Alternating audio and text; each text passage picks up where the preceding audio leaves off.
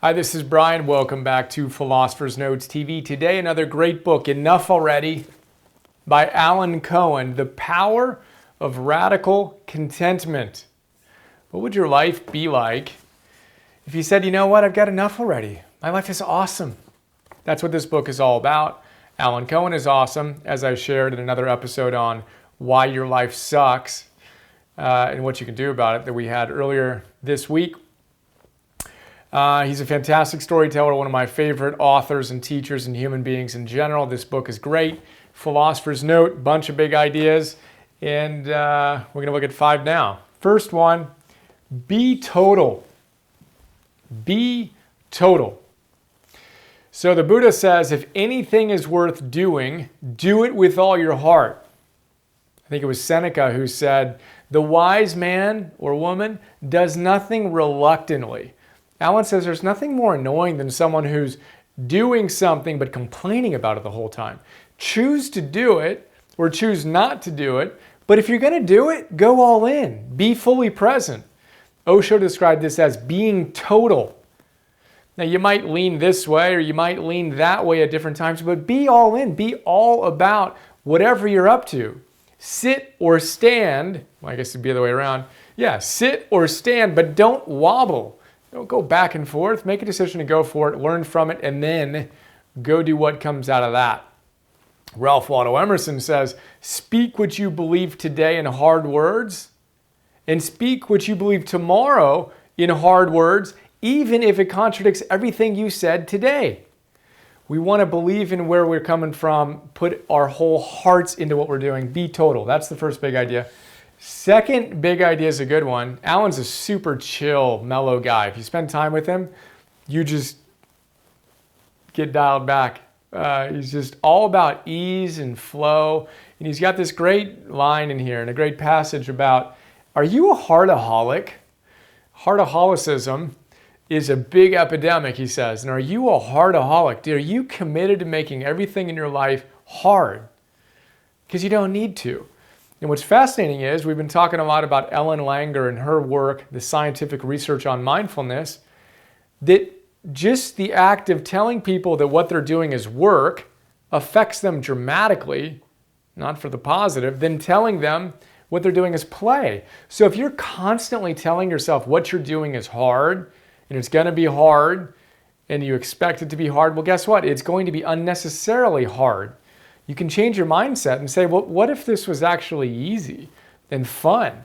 I discipline myself to approach this all the time. Whenever I hit a little bit of a creative bump and I'm starting to wonder, how's this coming together? Easy. This is easy. I've got this. Reframe it so it's not hard. Now, of course, we're going to have challenges in our lives. We want to be honest about that. The Stockdale paradox, and see with functional, realistic optimism that life gives us challenges, but we don't need to make every single thing and every single moment of our lives and every project unnecessarily arduous. Ellen Langer, again, she said, even if you've convinced yourself that a particular task is arduous, the issue isn't with the task, the issue is with your mindset around it. Now, it might be hard to switch your mindset, but you can make anything more enjoyable, period. So check in and see if you're an unnecessarily hard on yourself or thinking that things are hard. A heartaholic, related to that big idea is this one. Alan tells, again, he's a great storyteller, tells a story about an airplane pilot.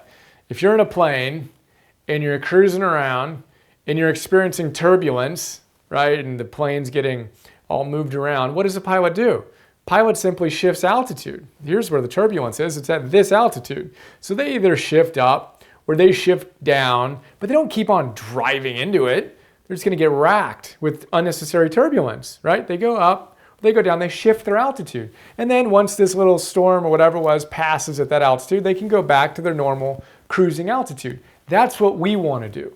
If we're heading into turbulence, you don't need to keep on hammering away at it. Shift. Maybe you can take a nap and just relax, or you can go for a workout and get your altitude up here. You can go listen to some music that inspires you. You can take 3 deep breaths. Get out of this little chop by shifting your altitude. By shifting your altitude, you shift your attitude, and by shifting your attitude, you shift your altitude. You can navigate with a heck of a lot more grace. And again, it doesn't need to be quite so hard. That's the third big idea. Our fourth big idea is a good one. Procrastination. Now we're familiar with procrastination, which is putting off that which you think needs to be done today. And we, at different times we'll struggle with procrastination. But Alan says, I actually think the bigger issue for most people is precrastination. They're doing things today that don't need to get done, right? So think about that. And we've talked about this in a different context, but rather than create a to-do list, right? That's one way to approach it. Create a success list, right? What's on your success list? Focus there. Pay less attention to the to-do list. If you're all about to-do list and you have to do every single thing on it, you might be procrastinating. You might be doing stuff that would have been better never done before. Peter Drucker is the one who said there's nothing more inefficient than efficiently doing that which never should have been done in the first place. So by focusing on our success list, which by definition is short, what one thing, maybe two, maybe three, do you need to get done or do you choose to get done today that would qualify as a successful day? It would just be an awesome day if you got that done. Create that list and start there.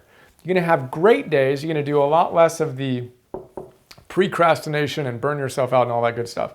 That's our fourth big idea. Fifth big idea, desires versus tantrums. So Alan tells us that the Buddha talked about non-attachment, not non-desire. So desire is natural. We're of course going to have desire. Even the desire to be enlightened is a desire. We're never going to get rid of all of our desires. Remember when I first heard that from Wayne Dyer years ago, I'm like, whoa, that's cool. Desire is not the issue. Attachment is the issue. And Alan has a great way to describe it. He says, look, say you want a particular thing. Okay, fine. Now say that thing doesn't come into your life. Two different ways to deal with it. You can be not attached and say, okay, well, it is what it is, and I'm going to accept my current reality, and I'm going to choose a new desire and move toward that, and we'll see how it goes. That's a healthy way to approach it. Or you can have a tantrum and kick and scream and get so upset that you didn't get what you visualized or you felt entitled to or whatever. That's attachment. That's the issue. That's the root of suffering. So embrace your healthy desires. Move toward them, and if they don't come to fruition, don't be attached, and definitely don't throw a tantrum. And notice that if you're throwing tantrums, if you're suffering, you're likely throwing tantrums. Let it go, move on, focus on your success list, the process, step into the next way of being, adjust your altitude, turbulence, altitude, move up, move down, then you can move back to your normal cruising altitude by changing your attitude. Heartaholic, are you one? See if you can make things easy. Ask, how could this be easier? What could I do that would just make this more fun, more enjoyable, and easier? And come back to that. Anytime you find yourself really struggling with something, take a break and reframe it like we talked about yesterday. Find a more positive spin, and then be total, be all in. Chris Dorris has some great wisdom on being all in. There's no question about it. You're all in, you're total. If it's worth doing, you're going to do it with all your heart. You're not going to complain. You're not going to do anything reluctantly. Why doesn't the wise person do anything reluctantly? Because they made a decision. They chose, I'm going to do this. I know that I could choose not to do it, but I'm not going to do anything that I chose to do reluctantly. I'm going to be here. I'm going to be all in. And there you go. Quick look at enough already. Hope you enjoyed, and I look forward to sharing more with you soon. Have another awesome day. See you.